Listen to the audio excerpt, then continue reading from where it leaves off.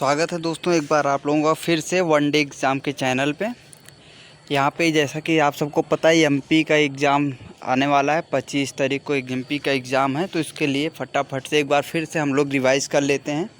MP का सामान्य ज्ञान थोड़ा सा देखते हैं। चलिए शुरू करते हैं।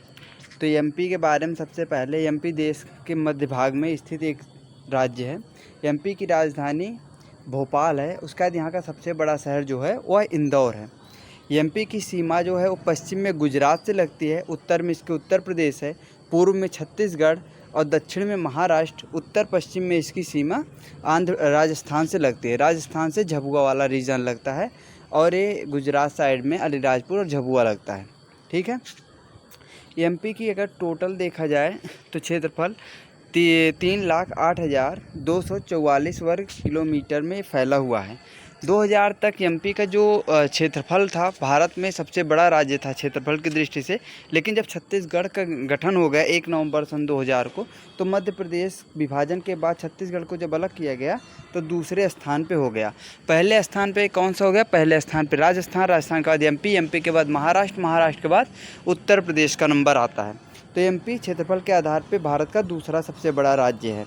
ठीक, बढ़ते हैं आगे। एमपी के इतिहास थोड़ा देख लेते हैं। एमपी राज्य का इतिहास देखते हैं तो एमपी क्या हुआ था। एमपी पैलियोजोइक के समय से ही शुरू हो गया था। राज्य का इतिहास इसका पैलियोजोइक काल से ही शुरू हो जाता है। उसका 300 से 500 ईस्वी तक भारत के ज़्यादातर हिस्सों पे गुप्त साम्राज्य का शासन था। तो 300 से 500 ईस्वी तक गुप्त साम्राज्य तो जो था वो उत्तरी भारत में लगभग फैला हुआ था। तो गुप्त साम्राज्य का शासन यहाँ एमपी में भी आपको देखने को मिलता है। 11वीं सदी के शुरुआत में मुसलमानों का मध्य भारत में आगमन हुआ। मोहम्मद गजनी ऐसा पहला शासक था जो एमपी की तरफ आया था, लेकिन उसका उद्देश्य से शासन करना नहीं था। उसके बाद गौरी दूसरा शासक था। उसके बाद गौरी आया, दिल्ली सल्तनत के इलाका जीतने के लिए आया था, लेकिन दिल्ली में गौरी के आक्रमण के बाद ही तुर्क साम्राज्य की नींव पड़ी थी, जिसका संस्थापक कुतुबुद्दीन ऐबक को माना जाता है भारत में। उसके बाद फिर गौरी आया। गौरी ने पहले क्या किया, पहले जब पृथ्वीराज चौहान को हराया था गौरी शुरुआत में भीम द्वितीय नामक राजा थे, जिनका अन्य नाम गुजरात के राजा हैं, जिनका अन्य नाम भीमराज द्वितीय का मूल राज भी मिलता है। तो मूल राज से एक बार पराजित हुआ था। उसके बाद इसको पृथ्वीराज चौहान ने भी एक बार पराजित किया था, लेकिन उसके बाद पृथ्वीराज चौहान को 1192 ईस्वी में तराइन के द्वितीय युद्ध में गौरी ने पराजित कर दिया था। उसके बाद से अगर देखा जाए तो कोई भी ऐसा राज्य नहीं था जो इसके टक्कर का था गौरी का। तो इसलिए आसानी से राज्य को जीतता हुआ चला गया और मध्य भारत में तक ये पहुंच गया था। उसके बाद ही 1794 तक माधोजी सिंधिया जो थे, उनकी मृत्यु तक मराठों का वर्चस्व जो था वो मध्य भारत में स्थापित हो चुका था। ठीक है। उसके बाद स्वतंत्र और छोटे राज्य अस्तित्व में आ गए थे। ब्रिटिश काल तक बहुत सारे स्वतंत्र राज्य इधर आ गए। इंदौर अलग राज्य बन गया, भोपाल अलग राज्य बन गया। तो बहुत सारे छोटे छोटे राज्यों में एमपी भी विभाजित हो गया। 1947 जब देश आज़ाद हुआ तो ब्रिटिश भारत का मध्य प्रांत और बरार का गठन करके 1947 में आपका मध्य प्रदेश राज्य का गठन हुआ था। बढ़ते हैं आगे, थोड़ा सा इसका भूगोल जान लेते हैं मध्य प्रदेश का। तो मध्य प्रदेश राज्य जो है वो 22 डिग्री उत्तर और पूर्व में 72 डिग्री 54 के बीच में स्थित है। इसकी भौगोलिक स्थिति है। तो अभी आपको बताया उत्तर पश्चिम में राजस्थान, उत्तर में उत्तर प्रदेश, पूर्व में छत्तीसगढ़, दक्षिण में महाराष्ट्र, पश्चिम में गुजरात से सीमाएं साझा करता है। मध्य प्रदेश की सबसे ऊंची चोटी धूपगढ़ी है, जिसकी ऊंचाई 1350 मीटर है। यह मैकाल श्रेणी की चोटी है। नर्मदा नदी मध्य प्रदेश की प्रमुख नदी है और यहाँ की सबसे लंबी नदी है। मध्य प्रदेश में नर्मदा नदी की सहायक नदियों में बंजार, तवा, मचना, शक्कर, दनवी, सोनभद्र आदि नदियाँ इसकी सहायक नदी हैं। मध्य प्रदेश का राजकीय फूल लिली है। राजकीय पक्षी एडियाइस पैराडाइस लाइकैचर है। ठीक, जिसे क्या बोला जाता है? दूधराज भी बोला जाता है। उसके बाद मध्य प्रदेश का राजकीय पेड़ बरगद है। मध्य प्रदेश की राजकीय पशु बारहसिंघा है। पेड़ बरगद और पशु क्या है? बारहसिंघा है। पक्षी दूधराज है। बढ़ते हैं आगे, चलते हैं यहाँ से। मध्य प्रदेश का वन क्षेत्र 2011 के आंकड़ों के अनुसार अगर देखा जाए तो 36,560 वर्ग मील में फैला हुआ है, जो कि क्या है, राज्य के कुल 30.72% है। मतलब पूरे उत्तर प्रदेश के पूरे मध्य प्रदेश के भौगोलिक क्षेत्र पर अगर देखा जाए तो 30.72% एरिया पे आपका केवल वन क्षेत्र विकसित है। और यह इतना जो 36,560 वर्ग मील है, यह पूरे भारत के वन क्षेत्र का जो है 12.30% पूरे भारत का वन क्षेत्र केवल मध्य प्रदेश में पाया जाता है।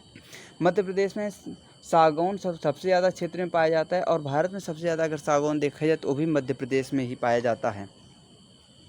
और यहाँ की कुछ मिट्टियों के प्रकार देख लेते हैं। महाकौशल और बुंदेलखंड क्षेत्र में आपको काली मिट्टी मिलती है। मालवा के पठार साइड में अगर देख लिया जाए तो बघेलखंड के क्षेत्र में आपको लाल और पीली मिट्टी देखने को मिलती है। उत्तरी मध्य प्रदेश में जलोढ़ मिट्टी मिलती है। ये चंबल रीजन पे आप जाएंगे तो यहाँ पे आपको जलोढ़ मिट्टी मिलेगी। और हाईलैंड क्षेत्र में आपको लेटेराइट मिट्टी देखने को मिलती है। तो मुख्यतः यहाँ पे 5 प्रकार की मिट्टियाँ पाई जाती हैं। चंबल क्षेत्र में और ग्वालियर क्षेत्र में आपको मिश्रित मिट्टी भी देखने को मिलती है। मिश्रित मिट्टी उधर मिलती है, काली मिट्टी, जलोढ़ मिट्टी, सारी मिट्टियों का एक मिश्रण सा उधर देखने को मिलता है। तो वो मिश्रित मिट्टी मिलती है आपको। अब आगे चलते हैं तो यहाँ पे देखने को आपको मिलता है मध्य प्रदेश राज्य वन प्राणियों से संपन्न राज्य है। यहाँ पे टोटल कितने राष्ट्रीय पार्क हैं? 12 राष्ट्रीय पार्क हैं यहाँ पे टोटल। मध्य प्रदेश में 12 राष्ट्रीय पार्क हैं। और मध्य प्रदेश में सबसे ज़्यादा राष्ट्रीय उद्यान है, वन्यजीव अभ्यारण्य है, विभिन्न प्रकार के वन्यजीव पाए जाते हैं। मध्य प्रदेश में कान्हा किसली, बांधवगढ़, पेंच, सतपुड़ा, उसके बाद फिर जीवाश्म पार्क पाए जाते हैं। ठीक, ये यहाँ के मुख्य पार्क हैं। उसके बाद फिर यहाँ पे अभ्यारण्यों में चंबल, केन, करेरा, घाटी गाँव, पालनपुर, कूनो इत्यादि अभ्यारण्य भी पाए जाते हैं। पालनपुर कूनो अब अभ्यारण्य नहीं रहा, शायद ये राष्ट्रीय पार्क में बदल चुका है, इसे राष्ट्रीय पार्क घोषित कर दिया गया है। बढ़ते हैं आगे। अभी यहाँ का एक नया पार्क है, फॉसिल नेशनल पार्क है। डायनासोर जीवाश्म पार्क राष्ट्रीय पार्क यहाँ पे स्थित है। तो ये अभी नए पार्क हैं, तो इनको एक बार रिवाइज कर लेना, बहुत इंपॉर्टेंट चीज़ें हैं। मध्य प्रदेश में उपोष्ण प्रकार की जलवायु पाई जाती है। टोटल उपोष्ण प्रकार के हैं, क्योंकि ये कर्क रेखा यहाँ से एकदम बीचों बीच से होकर गुजरती है। उसके बाद फिर आगे इस राज्य में 3 प्रमुख मौसम होते हैं। नवंबर से फरवरी तक सर्दी, उसके बाद मई तक गर्मी, और जून से सितंबर का मानसून का मौसम होता है, जहाँ पे बरसात आपको देखने को मिलती है। बरसात मुख्यतः दक्षिण पश्चिम मानसून के द्वारा यहाँ पे होती है।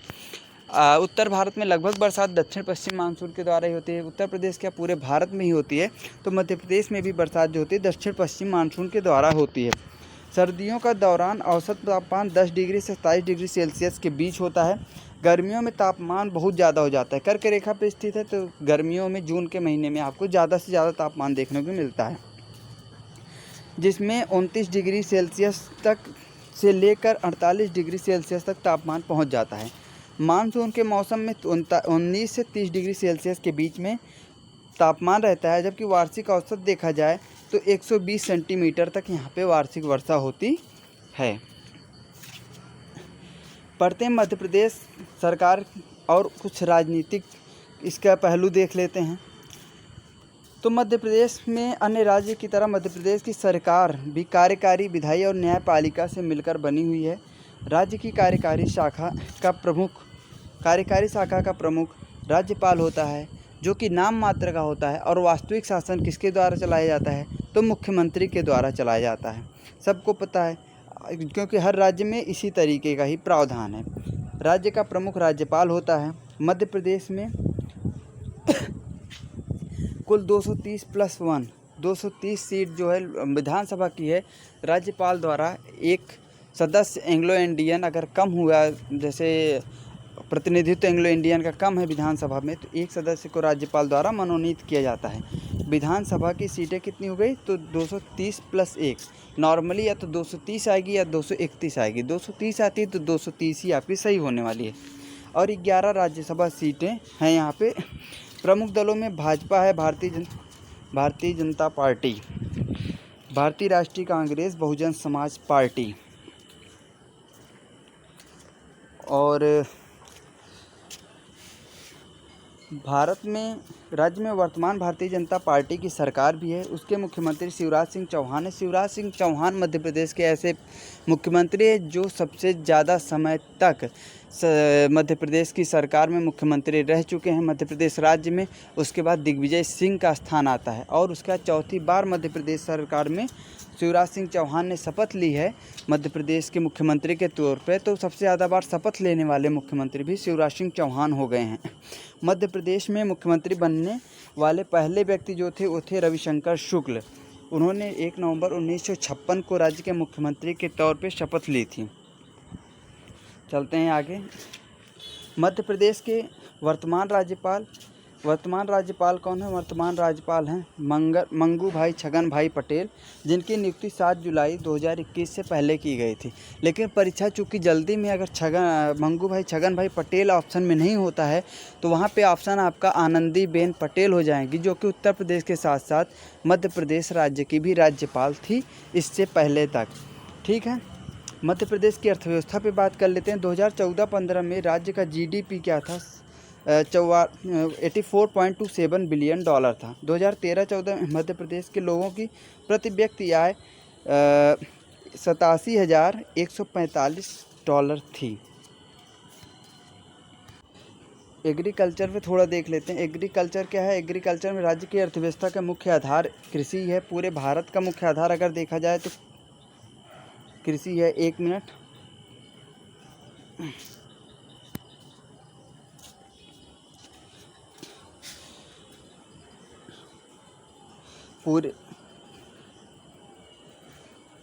पूरे भारत का मुख्य आधार अगर देखा जाए तो कृषि ही है।